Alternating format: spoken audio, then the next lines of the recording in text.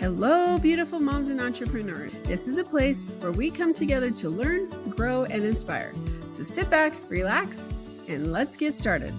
Hello, mompreneurs. My name is Sharice Walker, and I'm your host. And today I'm here with Neena Pandey. She is a great example of somebody who is not only a powerhouse in what she does, but somebody who has taken the male-dominated industry and been able to insert herself into that. And so without further ado, Neena, why don't you introduce yourself? Hi, Cherise. Great to be here. Hello, listeners. I'm so glad to be here and to be able to talk to you. My name is Neena, and I grew up in India, came here, and then I was a marketing executive in Silicon Valley for 16 years, and always wanted to be an entrepreneur, but I was always afraid to leave my full-time job and my life behind and, getting into something unfamiliar, uncharted water. But finally, I took a plunge and I have not looked back ever since. Created three businesses, first business in education, then I created a home decor company, and then my latest fashion brand, my education company. It was America's and Canada's fastest growing franchise in under 1 year. And then my home decor company, we hit $1 million run rate with no paid ads, with no paid ads and no marketing expense. So, and we can talk about more of that, and you can follow me and see how I did it. But bottom line is it's possible. And then my latest fashion brand, the String Code, it's based out of New York. We are yet to launch it. It's Spring Summer 2025 a collection, but we're already in a couple of stores in New York. We are in World Trade Center. We are a couple of locations in Miami, Costa Rica, Hampton. So now I am also, which I always wanted to do since beginning, I am also a coach, and I help people who were in my shoes, who are in my shoes, like how I was 8 years ago. Really wanted to start my own business, but really afraid to leave my job. And I also help people to start something along the side while being in the job, because not everyone can afford to leave their full-time income and do something. So you can take it slow, create a side hustle, and then quickly grow it. And when you start seeing results, you can leave your job. But I'm so passionate about this because I was talking to Cherise right before this, and it's really important to be able to balance your work life and your home life. And we realized very late that we missed out so much on your kids, on when they're growing up. I missed when my son took his first step because I was traveling.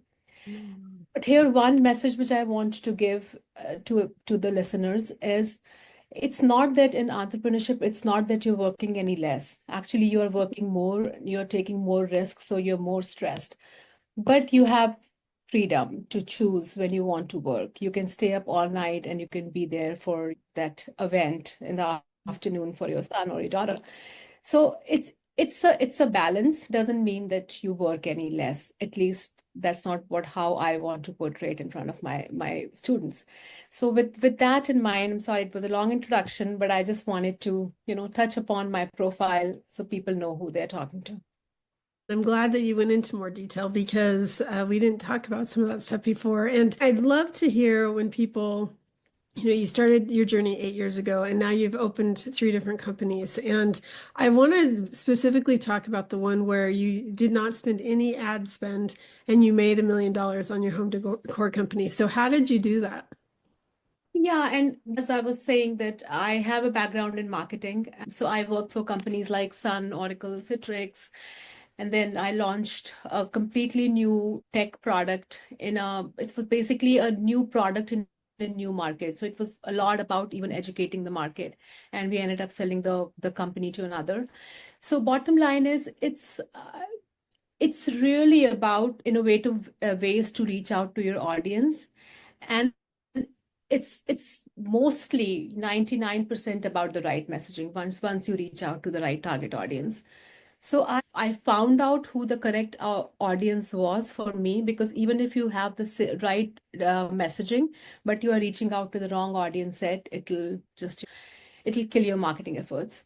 So for me, knowing where my target market resides reaching out to them through the right channel, in which in this case unpaid channels, which is email marketing, was huge for me. I got my first $1 million client through email marketing, cold messaging. I just wanted to add that because generally people think that, okay, I bought a list and then I knew, but here it was cold outreach, although I looked up the people who, I was reaching out to. So they were the right people, but cold outreach. And it was such that, when I'm talking about that client my first $1 million client through email marketing, it wasn't even the right audience. It was basically, this was an West Coast buyer, but all big retail companies, they have East Coast buyer and a West Coast buyer. So I had the email address. I found the email address of the East Coast buyer, but my messaging was so appropriate that she ended up forwarding that to my West Coast buyer and say that, hey, although they are totally different people, they don't really, have any bearing on each other's performances, right? I mean, in a way, they are competing for some products, some product lines. But then she reached out to them because it was the same company and she wanted a good vendor to come on board. So I would say that, and and I have been doing marketing ever since social media was not so huge, right? Now it's all about Instagram, how to reach out to people, low ticket offer, high ticket offer. But if you have your messaging right, if you have the content right, then any marketing channel that you use is going to produce results for you. So I would just say that in this new age, and everybody just needs to think about how to create content that resonates with their target audience. So did you test it with people to see how it resonated, or because you're so experienced in the marketing, you knew? Or did you do research? How did you figure out your avatar? I have been very experienced, but for every new market that you are targeting, for every new product that you're targeting in the same market, you need to figure out who is your avatar, what are their problems. It's a constant, and even after you launch, how much ever big you are, it's a constant process of figuring out if you are still on the right track, right? Because things change a lot. And there are many tools to test out who your avatar is and if they're still aligned.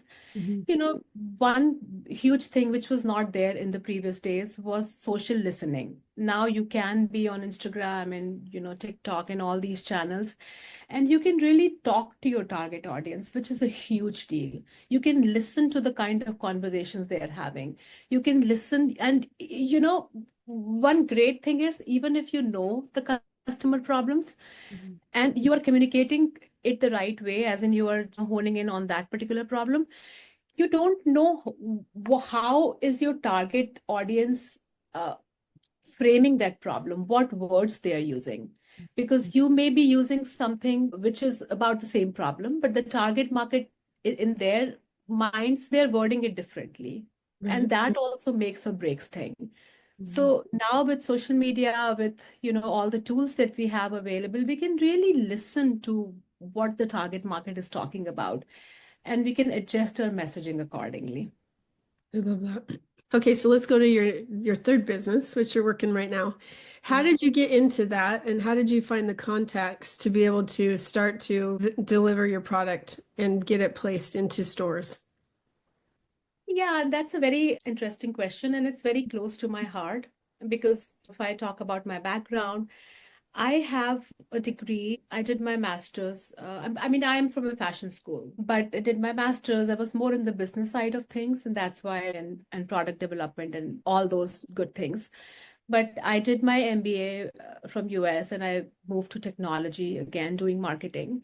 But this is like coming back. This is like homecoming for me because I have that, I have, product development experience and marketing experience.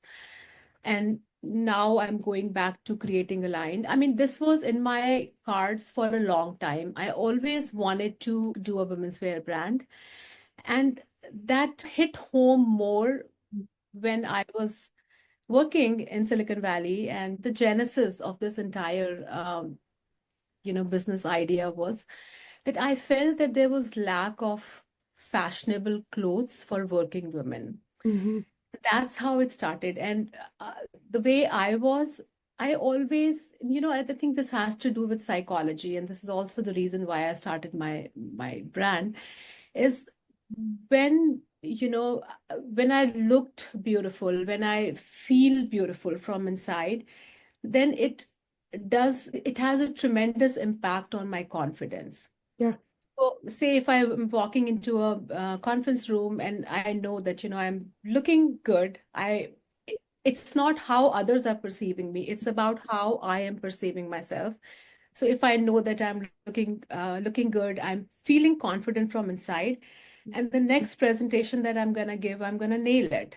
Mm-hmm. So that's always the pattern, right? Because if you feel, and that's how the clothes play such a huge role in in our psychology and also in our confidence level. It's interesting because in Silicon Valley, high fashion was not the norm. It's still not the norm in tech companies. But I created my own norm. I Mm-hmm. mean, I never was inappropriate, never am, but I wore what I wanted to wear because I knew that if I am comfortable in my skin, if I am who I am, then the next step that's I'm gonna take is gonna create a ripple effect. I will also be who I am in my work, Mm-hmm. right? Because if you are emulating somebody, then not you Mm-hmm. are not delivering at your peak performance. Mm-hmm. So, and that was how this women's wear brand originated. It had a different name. It had the name Stree, which means woman in India. But when you're starting something, there are a lot of tweaks and pivoting. So that was the idea, but now it's called the String Code. This is a brand based out of New York, and it's for post-COVID women. We are always juggling, like, many of your listeners are also juggling between picking kids from daycare and, for that evening drinks and then going to the office. So, how you can confidently move from one situation or one scenario to another without having to compromise on style, without having to compromise on fashion. So, because it's fashion and style, it's not for others, it's for yourself, right? At least that's how I perceive it. So, this is really an attempt to give people the power to create their own style, to feel great, to feel confident, and also be able to fit in different roles in your daily lives, right? Because in the morning you are a mom who is dropping a kid, and in the afternoon you could be a boss who is trying to give a presentation. I mean, there are different roles that we play in our daily lives. And this brand is an attempt to empower women to be able to do that very confidently. So, to answer your question on how did I get the stores and buyers to take this? So, although I have, and my past, I have degree, I went to a fashion school, but every business is very different. I knew how to create a product, but I did not really know how to get into those stores, how to take my product to the market. So, every business is an opportunity to learn. Mm-hmm. And my only regret is that I tried to do it all on my own and I learned through failures. So it was a lot of failing, getting up, pivoting again, and doing things, which is also, I was, telling you that, this brand had a different name. I rebranded, I mean, I changed everything and even changed the collection, although it was a beautiful collection. But then now I went to the market, had the right contacts, went with the right story, targeted the right people. So I think it's a matter of just think of a Lego structure, right? You need to have every little thing right. Mm-hmm. And even if one thing is wrong, then the entire structure would come crumbling. I think it's a lot of learning. And if I have to go back and do these things, I would probably take some guidance, maybe get a mentor, because it's not worth it that, you are not only losing Mm-hmm. money. I mean, I can tell you, I have 250K. I lost 250K on that first venture. I Uh-huh. still have inventory in my garage, Mm-hmm. it was very expensive collection. It's not worth it because, you're not only losing money, on doing things the wrong way, but you're losing on your time to market. And I say that the most important thing of all is, if you're taking too long and if you lose too much of money, then most people, they think that they don't have it in them and they lose their morale, which is the worst thing to lose, in my opinion. So I would just, tell your listeners that if you are thinking about it, it's better to have some guidance and not do it the way I did by learning from failures, because failure is a very expensive teacher, right? Not just the money, it's also the time, because you can usually, if you have the contacts, get it out quicker. I sometimes I'll watch Shark Tank and I'm like, these people are asking for 250,000. That's not that much. Why on earth are they going and offering 25% of their company or 30% to get 250,000, right? But it's not just the ownership, it's how much more could they sell? And I think somebody said it well when they said, would you rather have 70% of $5 or would you rather have like 30% of $100,000? Like, let's do the math, right? And so you're always trying to figure that out. Then some people, they're like, nope, I'm going to bootstrap my way. There's no way I'm going to do anything. And others are like, nope, I want the time. I want to fast track. So I really think you have to sit down and think, what are your goals and what are you trying to accomplish? And if you can fast track it and you have connections, great. Oh, absolutely. And this is one of the things which I corrected this time with string code, is that I am now partners with people and I give them a bigger chunk. Because you know what? I think you just said it so accurately that 30% of zero is zero, right? I mean, Yep. Mm-hmm. I think that that's exactly spot on. That, if you need to, I mean, you need to put bigger stakes in the ground if you want to make it big. It's true. It's very true. And you learn a lot more. So, what is one piece of advice that you would give somebody that is starting out and they're wanting to get into the business?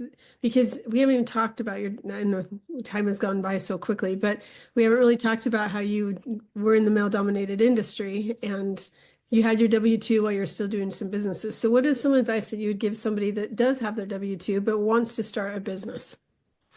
Yeah, and that's a great question, because that's also one of the tenets of my coaching, because not everyone can leave their business and start their own company, right? Because there's a paycheck coming in, especially in Silicon Valley, you need two people earning, right? Mhm. And people have constraints.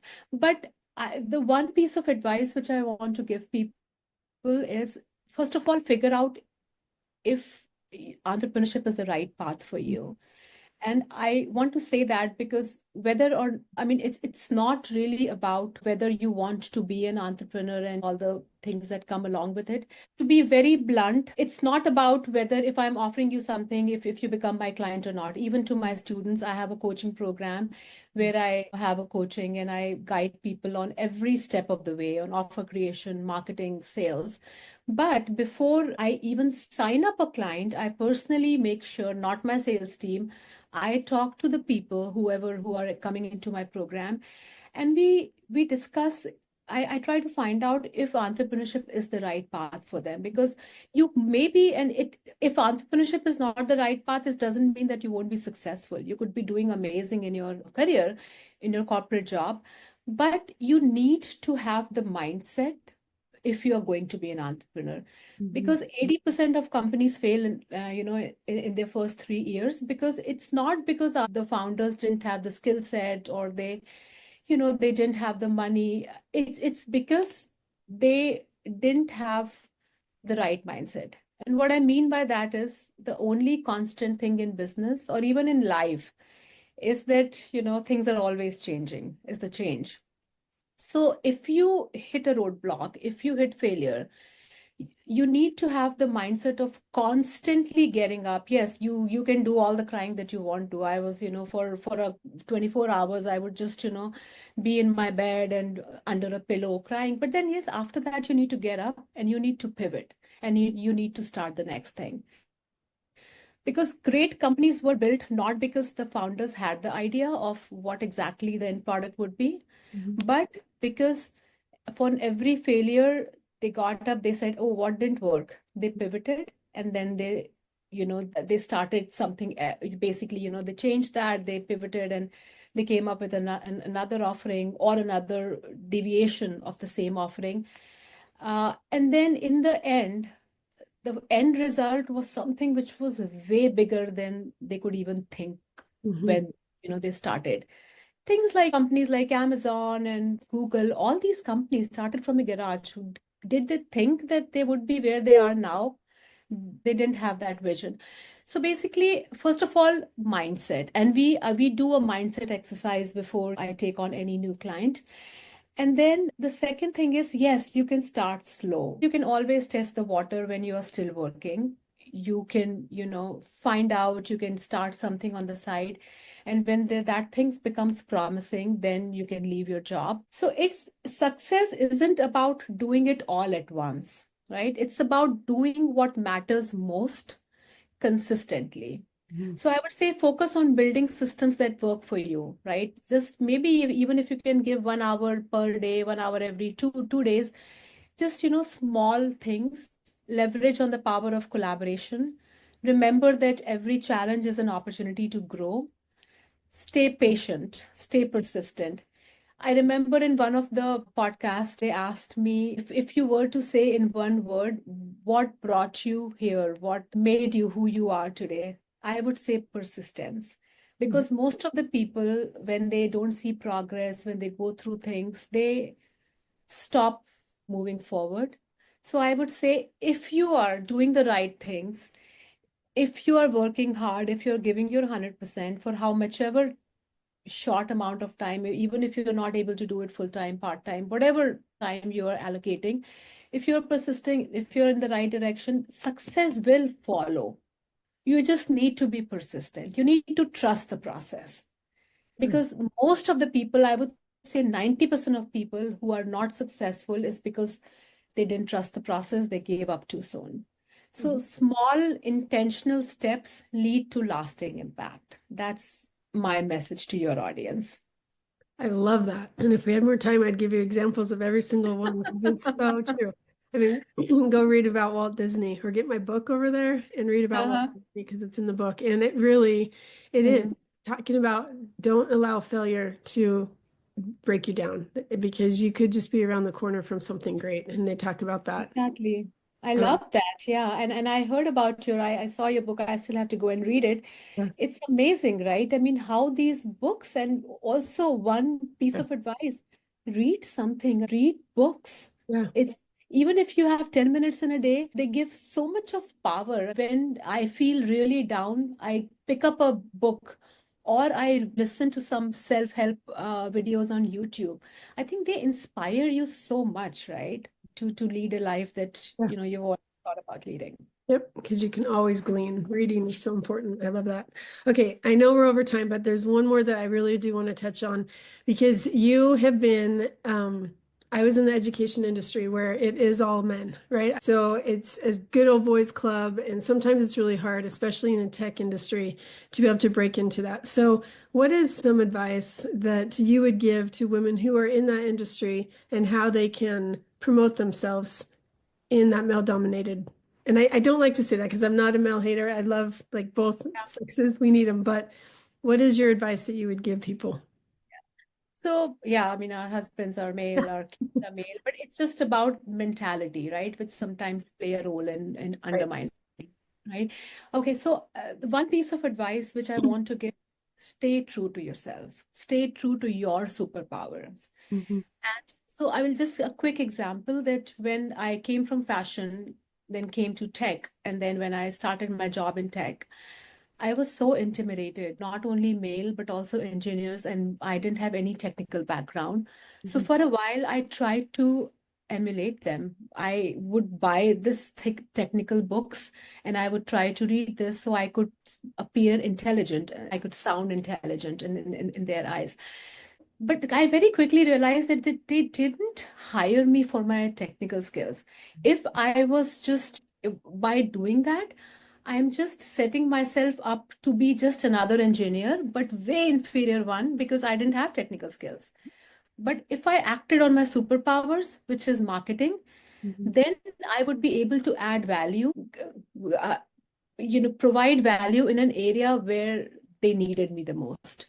I would wear, in technology, I would, wear short skirts, of course, not mini skirt, but then very appropriate. But then not many women, even today in Silicon Valley, especially engineering, wear it, not even in marketing. But then very quickly, when they saw that I have something to offer, for lack of better words, that I know less, then they started respecting me. So earn your respect by doing what you do the best, giving your 100%, and do not give away your individuality. Whatever it is it, whatever you're wearing, how you're talking, is it a tattoo, your hair, doesn't matter.